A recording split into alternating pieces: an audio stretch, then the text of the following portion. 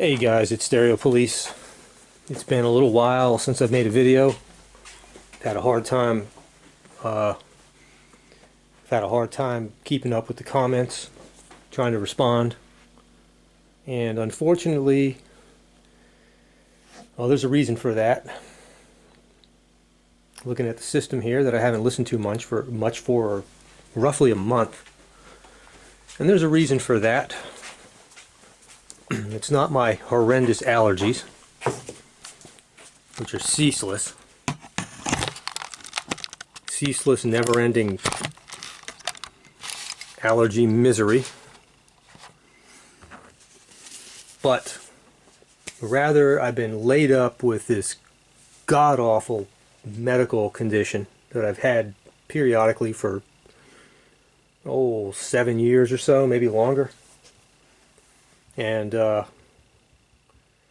it's called BPPV. It's basically vertigo, especially positional. Like if you tilt your head in certain positions or roll over in bed and you start to spin, it's like, but it's beyond that. It's like just walking around.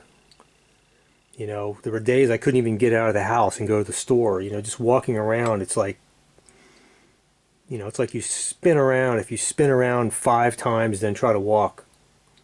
Well, imagine that, like, almost permanent. It's just,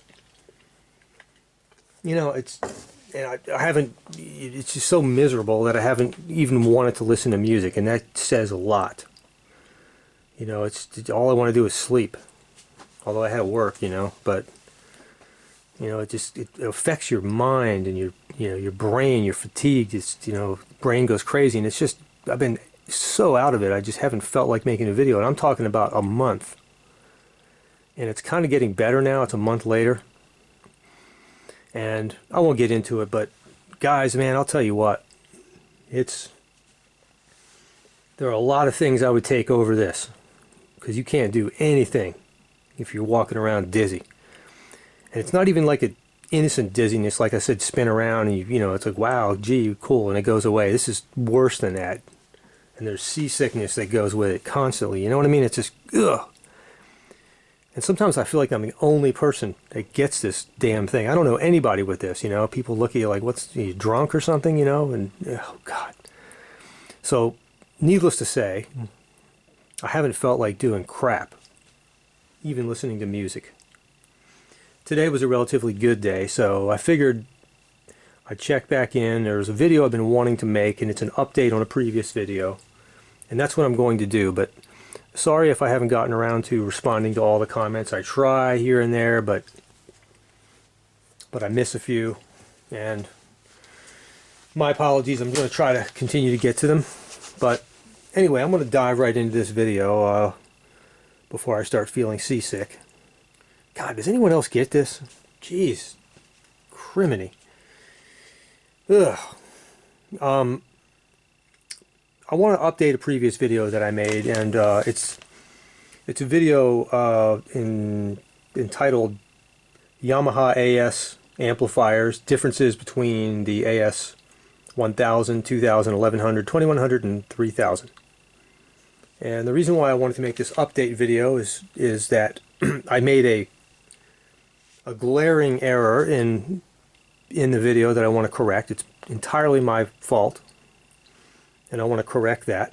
A YouTube user commented and pointed it out, and I looked at it and I was like, wow, yeah, I screwed that up big time. Not a major thing, but anything that I mess up I want to know about, and I want to correct, and I want to own it. So I want to fix that, and I also want to respond to a couple of other differences or similarities between the AS1100 2100 and 3000, because that video is very popular and people are telling me that it's actually a useful video and they're making decisions based on it. So I want to provide a couple more pieces of insight into the equipment. And so here I go. And in the future, I'm going to make another video about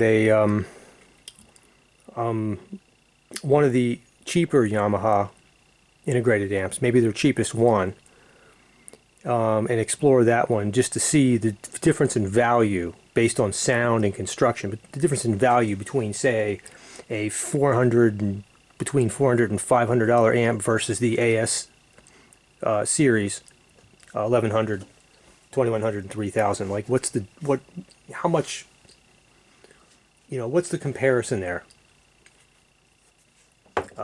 If you can only afford a $500 Yamaha integrated amp, what percentage less are you getting than the 1100? So it's going to be a value thing. I'm going to try to do that. I think that'll be really interesting. So that's coming up in the near future. Okay, so let me get back to the to the glaring error that I made. Actually, let me start with something. There's three things I want to talk about: relays. And again, we're talking about the differences between the AS 1100, 2100, and 3000. Okay, that's what this video is a correction to. I'm going to exclude the 1000, the AS 1000 and 2000. I'm not even sure they're still being made. I didn't see them on the Yamaha website today. So I'm going to exclude those and just focus on the 1100 through the 3000. All right. So one question that I got from a user rather recently, a matter of days ago, was whether or not the AS series, let me zoom in here, used relays as input selectors, to select the inputs. Is it an electronic switch or a relay? A relay is preferable. A good old-fashioned, high-quality relay is preferable in making selections, input selections. For example, the phono, the tuner, CD, line 1, line 2, how are they selected? It's preferable to have a good relay over some kind of an electronic switch. Okay, the relay will add less to the signal. I don't like electronic switches in their many forms. And the answer to that is yes.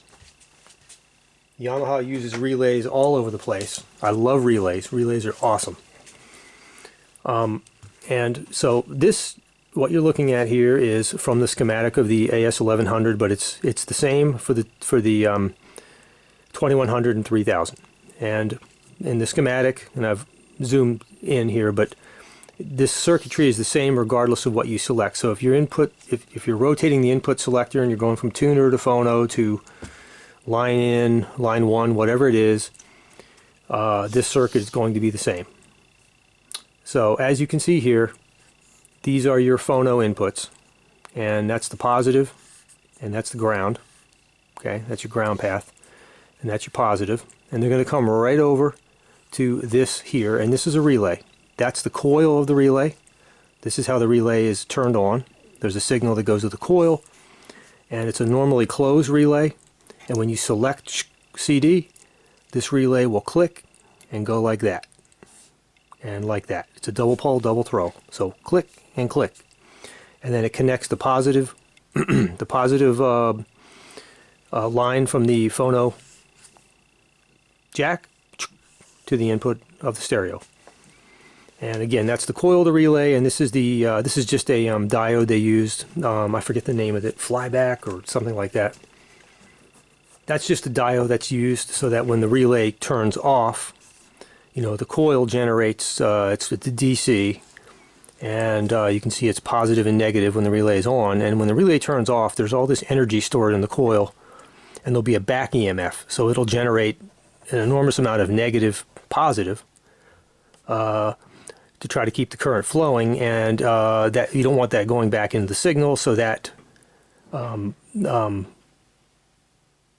that diode will short it out, so it just goes back through the coil of resistor and dissipate without sending a large voltage back. That's here nor there. It's nothing to do with anything. That's normal.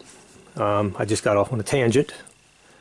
So these relays exist for all the inputs. So they are definitely relay selected, as are the speaker outputs are relay selected as well. No electronic switches. That's a good thing. Again, that's common to, exactly identical and common to the AS 1100, 2100, and 3000. All right. This will be a pretty quick video, I think. The next thing I wanted to discuss, and this is not the error that I made yet, I'll save that for last, is I was asked, or actually not asked, I was told by a commenter that the Yamaha AS series used cheap volume control, electronic volume controls that had op amps built into them. And as you know from my previous videos, I'm not a fan of op amps. I don't want them in my circuit. And so I studied it carefully, and basically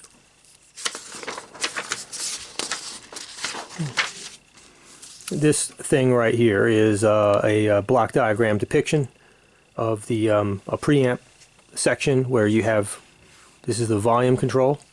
It says here high quality sound volume. So this here is the volume control. These op amps here are for the bass and treble, and they can be bypassed, of course, entirely. That's not an op amp, that just depicts a next. That's the discrete configuration line amplifier, so that's just depicting the discrete line amp as an op amp, but it's not an op amp. So that's the volume control. And for the volume control, okay, here's a depiction of it right here again. And let me read what it says there. That's an integrated circuit, and it's IC1719. And in the schematic, there's IC1719. It's 1717 through 19, but it includes 19.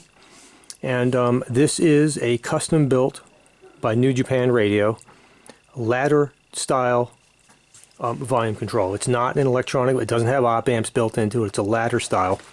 The person commenting saw these things and thought they were op amps. They're not. These are just depictions of the discrete line stage that follows this integrated circuit. But within this integrated circuit, it's an R2R style ladder volume control. Exactly what we want in our high-end amplifiers. No op amps, none of that stuff. It's right on. It's what we want, and what Yamaha says about that. And I'm going to lift this up so I can read this right here. It says we've utilized a high-quality digital volume control specially designed by New Japan Radio, excellent company by the way, which consists only of ladder-type resistance, removing the impact of slew rate, decline, or coloring the sound.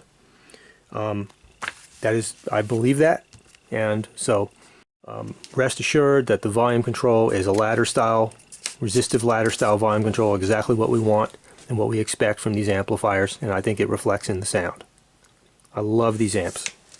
Okay, and that's the same, exactly the same circuit, exactly the same ladder integrated circuit used in the 1100, 2100, and 3000. Now, here's the error that I made in my original video. And you will note the error at time marker 27 minutes 21 seconds and at 28:08. And I incorrectly identified the power supply, the main capacitors of the power supply of the 1100 through 3000. I was looking at the wrong portion of the schematic. I think I identified them as 3,300 microfarads, which is way low. I should have known. I just didn't even think about it. That's way low for an amp like this. I've seen those capacitors. They're huge, and there's no way they're 3,300 microfarads. But I just glossed over it in my mind, and I continued, and I put those numbers down, and that is not true. Here is a schematic, a portion of the schematic that I should have been referring to at 28:08 of the original video, but I wasn't. And here's the bridge rectifier right here, and it's fed. See, the problem is I can't see. It's fed by this rectifier, and there's 4 of these, by the way, 2 per channel. By the way, let me just clarify something. This is one channel. This is that depiction they have on the website. This is one channel of the Yamaha amps, and for each channel there's a leg of the cyclotron amplifier. You know, one of them will flow that way and the other will flow that way, and each leg has its own power supply. And each power supply has a cap. That's why there's 4 caps, 2 per channel. So one of these legs right here, I call them legs, I think they are branches, is depicted right here.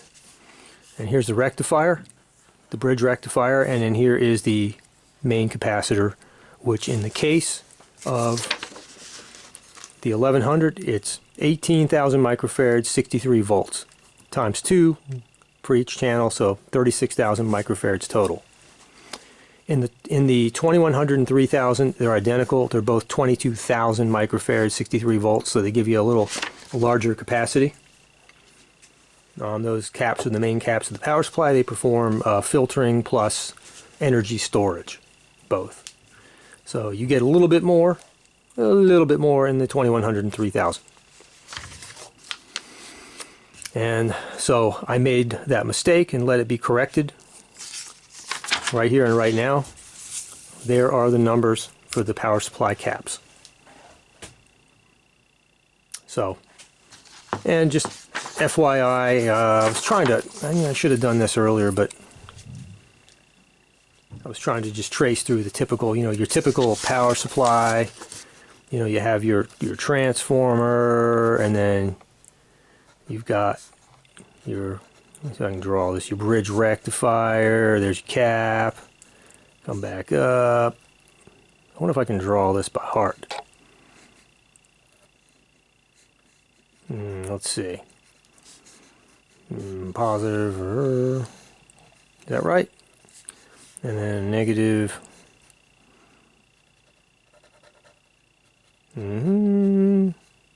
Oh man, I screwed it up. Hang on a second. I shouldn't be doing this off the top of my head. Alright, sorry about that. I had to just sit down and think about it. Okay, so your typical, you come from your transformer. You got your sine wave. And when your sine wave is positive, like that, then you'll get a flow through. Okay, that's the anode, that's the cathode. You'll get a flow like this, positive, and then back around like that, right? And then when there's a reverse, all right, like that,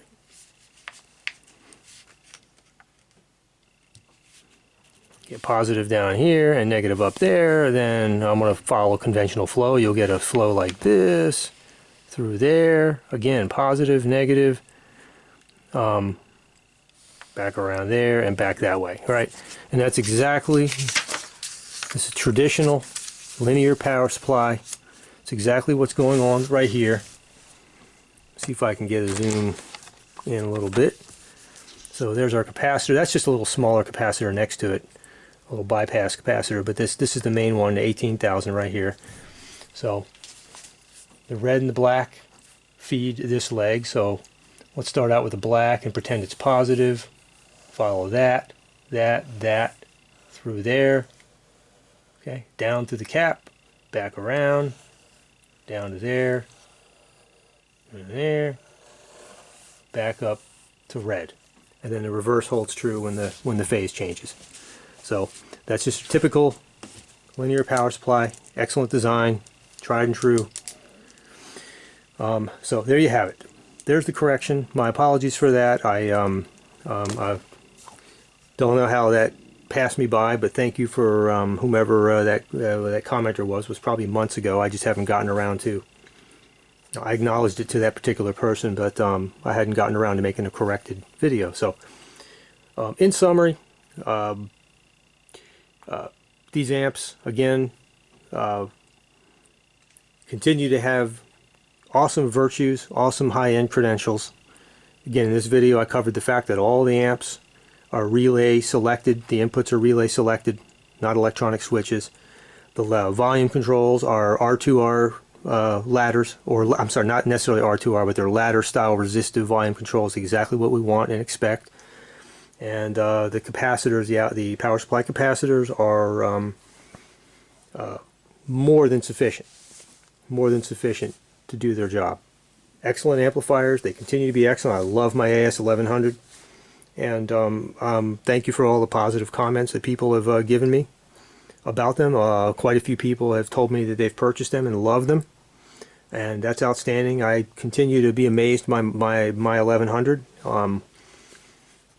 Again, I've had many amplifiers over the course of my life, and the 1100 is by far my favorite sonically and otherwise. everything I want in an amplifier. Very excellent, beautiful tonal neutrality, but translucent as hell. Dynamics, everything is just right on. There's just no sense of distortion of anything. It just seems so pure to me across the board. It's just so awesome and so warm. And I've mentioned this before, probably in a couple of videos. It's got, in the mid-range, it's got tube-like qualities. It's just unbelievable. I attribute that probably to the MOSFETs and also to the cyclotron output amplifier arrangement. Just continue to amaze me, and I'm happy for all of you who have purchased one of the AS series amps and love it. I'm glad that I could help to steer you in that direction. All right, thank you all very much. Sorry for the mix-up on the capacitors there, but I acknowledge it, and I've corrected it. So thanks, and continue to try to make videos as long as my horrendous dizzy condition here continues to stabilize. I certainly hope so.